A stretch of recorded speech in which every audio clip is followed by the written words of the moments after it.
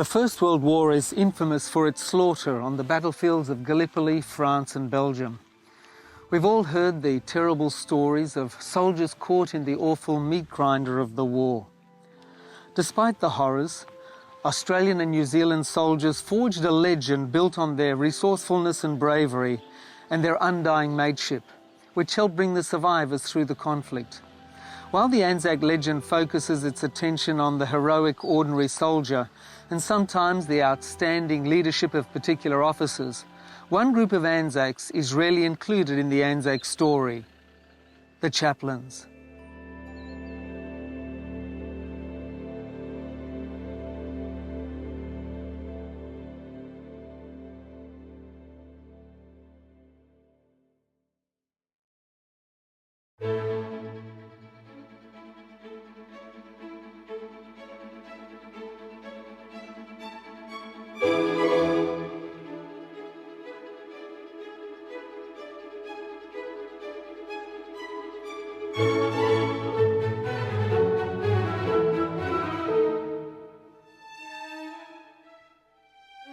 Daniel, a chaplain in a war zone, involved in the heat of battle, seems incongruous. Did the Anzac chaplains here at Gallipoli experience that? Oh yes, most of the chaplains came from rural parishes or suburban churches. Most of their congregation were women, and all of a sudden they're plucked out of that, they're put in an all-male congregation, many of whom had never been to church, and they're men trained to kill. T.P. Bennett, one chaplain, wrote that it seemed strange to be a man of God and a servant of the Prince of Peace and in the army. But on the other hand, some of the chaplains were very militant. They saw this as muscular Christianity at its best, and they were there for God, king and country, and so they had no problem with that. But for many of the officers and men, they also struggled with this idea of a chaplain who they saw as somebody weak and namby-pamby being in the army. So how did the soldiers relate to these Anzac chaplains here at Gallipoli? Oh, well, to be honest, chaplains were not popular to begin with. Most of the chaplains were given a very hard time by these soldiers. But it wasn't long before a good number of these chaplains won the respect of these soldiers simply because of how they related to them. So what turned this perception around? Was it the personality of the chaplains, or was it the role that they played here at Gallipoli? Generally speaking, it was both their personality and the way in which they conducted themselves in their role. Certainly the outgoing personalities, the outgoing chaplains did well. But then it was the chaplains who got involved in the ordinary, everyday life of the soldiers, who particularly won the respect, the admiration, and even the love, the adoration of the men. My first feelings were that I would shut myself up in my cabin. Even there, I would not find any refuge. From outside my cabin floated the most fearful language I had ever heard. I think some of them must have been trying to shock the Padre. This was my first close contact with the digger. So what was the role of the chaplains here at Gallipoli? Well, theoretically, their role was way behind the front lines. He would see the soldiers when they came out of the line, run church services for them, run wholesome entertainments. In a time of battle, he would be at the field hospital, out of danger, but working with the doctors on the wounded. So a chaplain's role theoretically was quite removed from the heat of battle. So that's what should happen theoretically with a chaplain, but what happened in reality here at Gallipoli regarding the chaplains? Well, here at Gallipoli, there was no rear line. Everywhere was the front.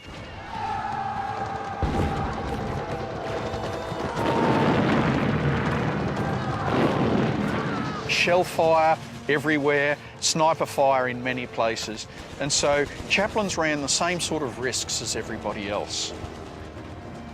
That's a story that not many of us know, that these Anzac chaplains, these men of religion, actually accompanied the soldiers to the front lines and participated and operated right here in the front lines behind us at Gallipoli. Yes, and that's part of the reason why the chaplains here won respect, because they ran the same risks as the common soldier. They lived the same life, they were on the same diet.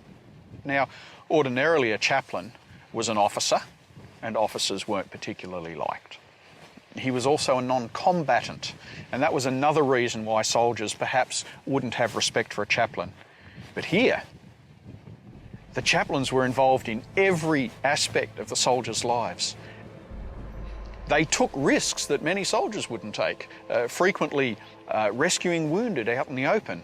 One chaplain was noted as taking down the names of the dead in plain view of the Turks, while soldiers hid and admired his courage. The Padre was moving about in full view of the enemy and was a very conspicuous figure. Chaplain Ray had a notebook and pencil in his hand, being evidently busy with the work of keeping a check of the names of the dead and a list of their personal effects. Some men were waiting under cover, and I heard one say to another as they looked back at the Padre, busy with his care for the wounded and the dead, "I'll tell you who've done good work here, these parsons."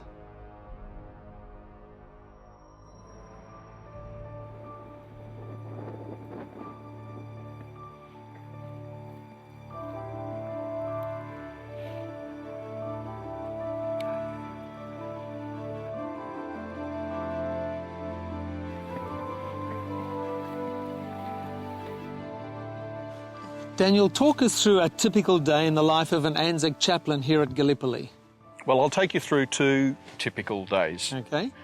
A weekday would begin at first light, probably down at the beaches, visiting the wounded in the hospital, and then moving up through the valley, visiting various units under their care as they went, until they reached the front lines. They would distribute the mail, hand out parcels, and just socialise with the men and do what they could to lift their spirits. Okay, and what about the second typical day that you mentioned? Well, that would be the Sunday, and that was even more work because it would involve up to 5 church services a day, again, from the beaches through to the frontline trenches. And being involved in moving around so much actually put them at more risk than many soldiers. A soldier would stay with their unit, often in some sort of protection, the trenches. It was those who had to move around who were most at risk from shell fire and snipers, and the chaplains were always on the move. One chaplain estimated that the typical Padre worked 18 hours a day. This included the burial parties at night.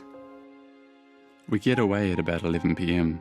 and back to our dugouts any time from 2:30 to 8 a.m, according to the work to be done.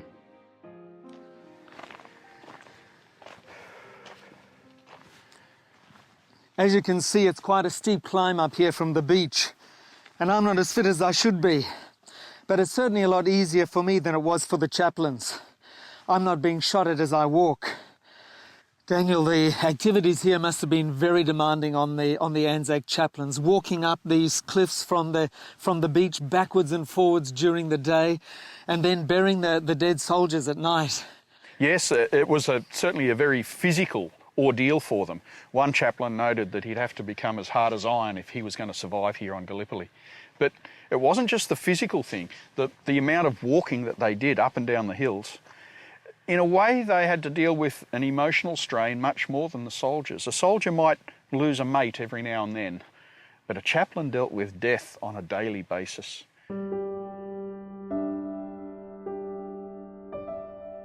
Burying men that he probably knew very well, and writing letters to the families, and getting letters back, heart-wrenching letters, you know, they're just, I've read some of them, they're very emotional, and I don't think we should underestimate the emotional strain on top of the physical wear and tear that these chaplains endured here on Gallipoli.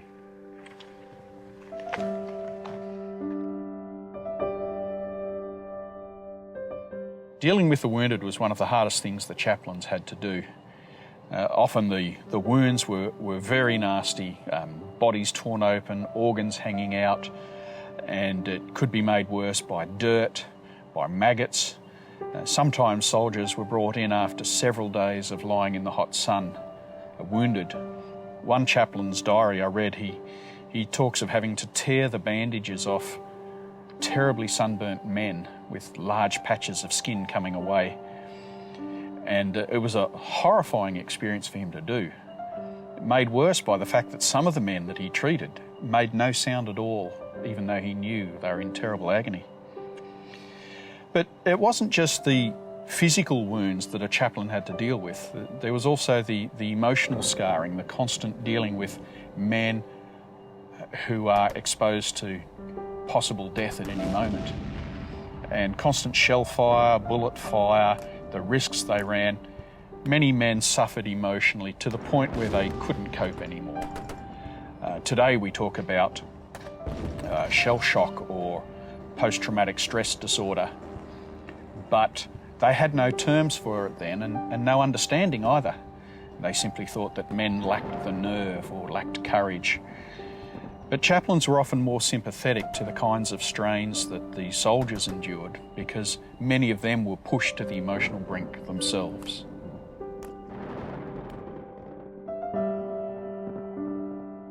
I wanted to bubble and cry, take them in my arms and soothe them, for their nerves were all racked as well as their actual wounds. Instead, I joked with them and made them laugh, gave them cigarettes to smoke while I pulled the hard bandage from the wounds. The grateful looks on their faces as the wounds were freshly dressed were something to remember.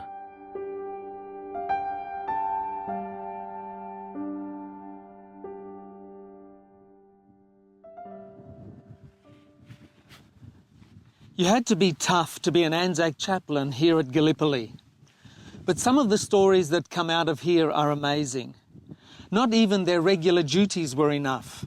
Some chaplains are on record as having overheard a soldier wish for a fresh egg or a chocolate, so the chaplain hunted all over the peninsula till he had enough for each man in his unit, probably 400 or 500. One night a chaplain single-handedly cut steps into a steep and difficult part of the track to make it easier for water carriers and stretcher bearers.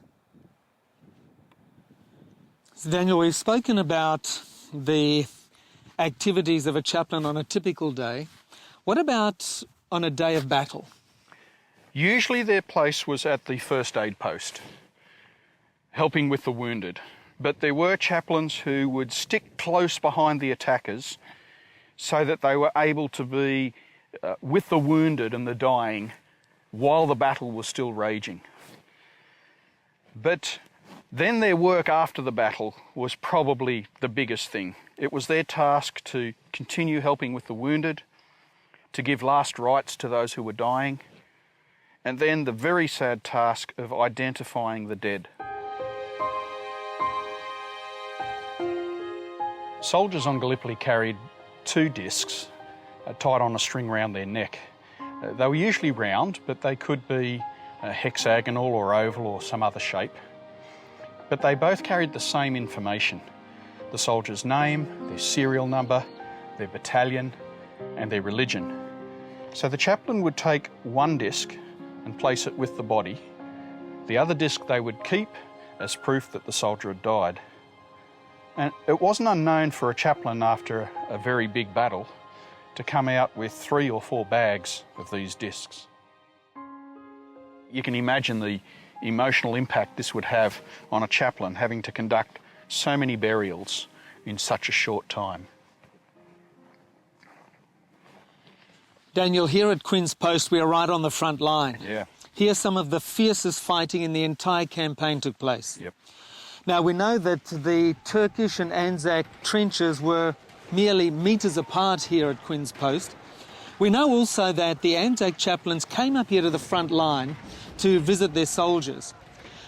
Do we know whether these chaplains were actually involved in the fighting itself?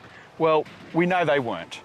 There are some wonderful myths floating around of chaplains leading charges, this sort of heroic stuff, but they're fabrications. In fact, a couple of the chaplains noted in their diary at the time that these stories were floating around and were totally untrue. Stories are told about myself and a couple of other chaplains leading charges on the first day here, which of course is piffle. The men greatly appreciate the work of the chaplain and are overgenerous in their estimates. If you carry a fellow's rifle to help or some such thing as that, you have led a charge.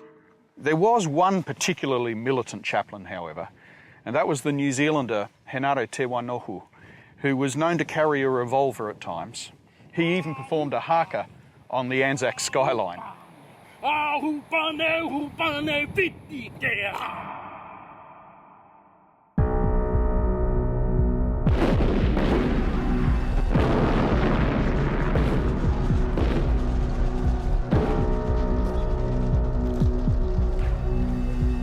the whole of the Anzac positions under artillery fire, it was very difficult to run church services. On a given Sunday, provided conditions permitted it, the chaplains would move through the trenches like these at the neck, running communion and worship services for a few dozen men at a time.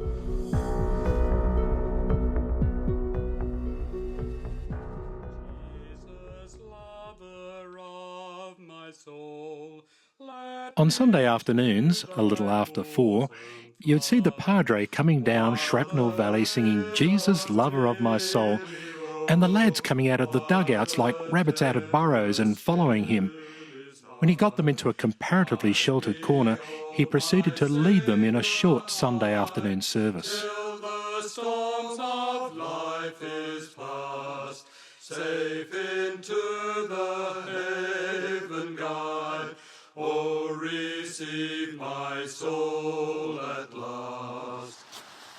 One writer tells us of a Sunday evening worship service. Imagine the scene. Dotted around this bowl of hills are the small campfires of the men in their posts. Over the bay, the moon shines on the water, and the stars seem close and bright. Overhead, the occasional shell explodes or bullet whines. But here, a chaplain is running a service.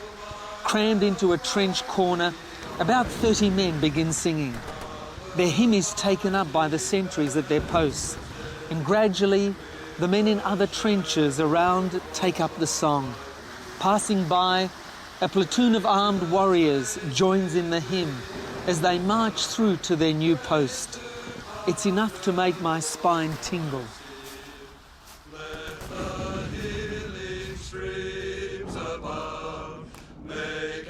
Keep me pure within.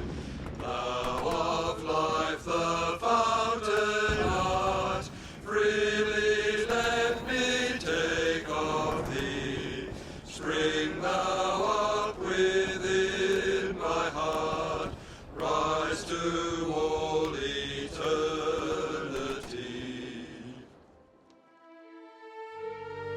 It's easy to overlook the chaplains in the Anzac story, yet they were here and worked and suffered alongside their fellows.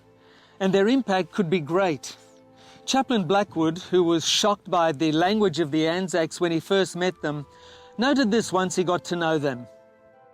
I have learned long since that the Australian soldier is a hypocrite, or perhaps, to put it more mildly, a camouflage artist.